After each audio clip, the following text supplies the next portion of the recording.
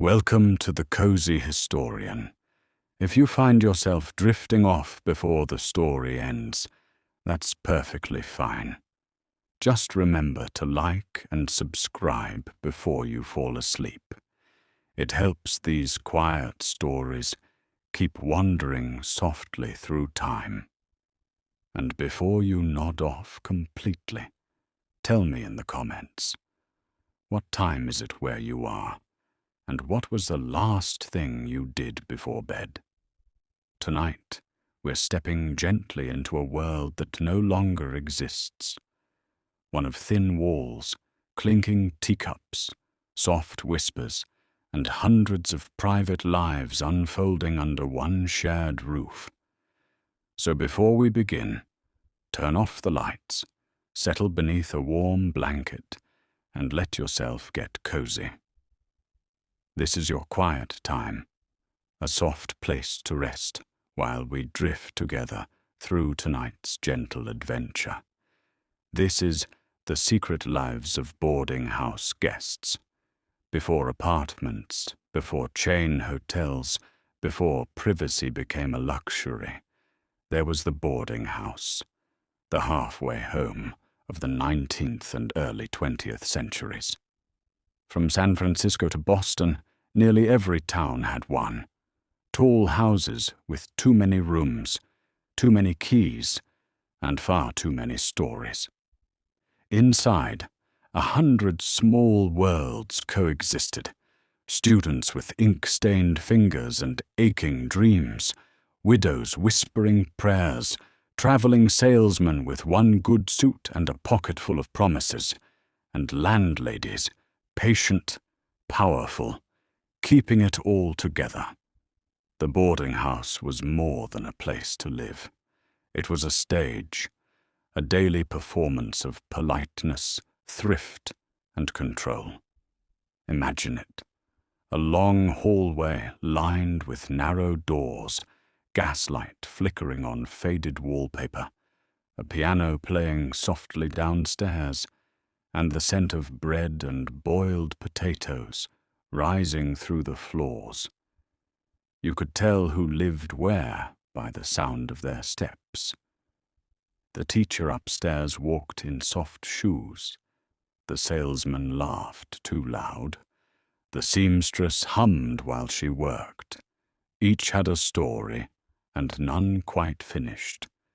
In room 3B lived Miss Clara Wilkes, 32, unmarried and content.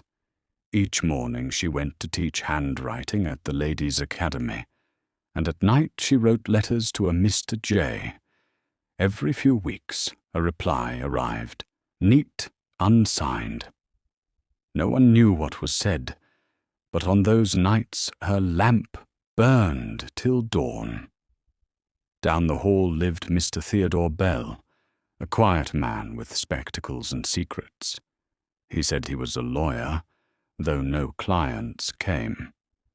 Each night he sat by his window, watching the same lamp-post across the street, where he'd once said goodbye to the woman he loved.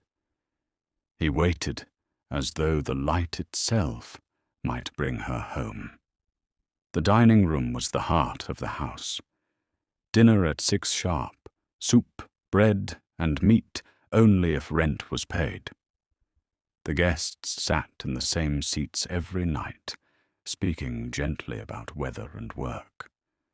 No one asked about the widower's ring or the locked door at the end of the hall. In that silence, belonging lived. After dinner, some read by the fire. Others mended clothes. At 9, the house fell quiet, the kind of hush that only old wood remembers.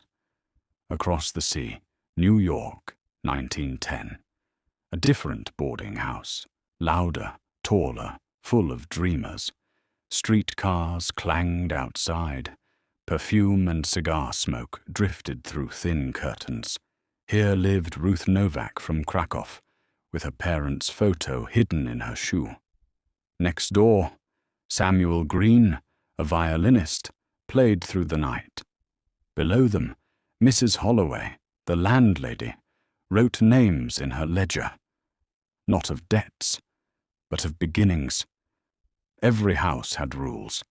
No visitors after dark, no singing past 9, no liquor, no laughter too loud. But rules bent under longing. Lovers met on staircases, dreamers climbed to the roof to feel the city breathe, and sometimes a knock at midnight went unanswered, but never unheard. Some houses were cheerful, others dim, but even in the poorest, kindness bloomed. A cup of tea at a door, a coat lent without question, a candle lit for someone far away. And always the landladies, queens of their quiet empires. They rose before dawn, boiled tea, mended linens, and restored order to their small kingdoms. Mrs. O'Rourke in Boston pressed rent money between Bible pages. Mrs. Penrose in London still lit a candle each March for the sailor who never came home. By the 1920s, the world changed. Apartments rose, radios sang, and privacy became the new comfort. But something was lost. The soft music of shared existence, the warmth of knowing someone's footsteps echoed yours. Still, if you pass an old house at dusk, one with too many windows and a creaking stoop, pause a moment. You might still hear it. A kettle's whistle, a faint waltz, or laughter fading down a hall. Because those stories never died. They linger, folded like letters in the walls. So as you drift to sleep tonight, imagine your own door in that long hallway, your lamp glowing softly through the dark, and a quiet knock at midnight. The boarding house is gone, but the longing it held for company, understanding, and warmth at the end of the day still remains. Good night, and sleep.